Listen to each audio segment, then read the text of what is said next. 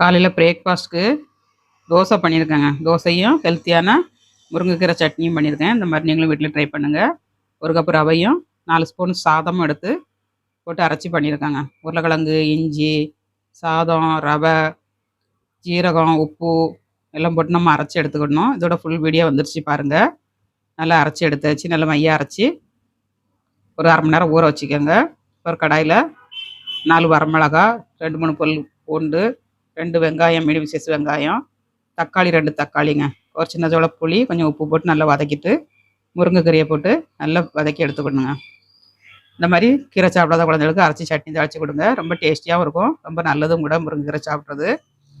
இப்போ அரைச்சி எடுத்துக்கலாம். அரைச்சி எடுத்தாச்சுங்க. இதுக்கு ஒரு தாளிசம் பண்ணிடலாம். கடாயில் 1 ஸ்பூன் எண்ணெய், 1/2 ஸ்பூன் கடுகு, 1/2 ஸ்பூன் உளுந்தம்பருப்பு, ஒரு வரமிளகா, கருவேப்பிலை தழை எல்லாம் போட்டு தாளிசம் பண்ணியாச்சுங்க. இப்போ நம்ம தோசை பண்ணி எடுத்துக்கலாம். தோசைக்கு மாவு வந்து ரெடி ஆயிடுச்சுங்க.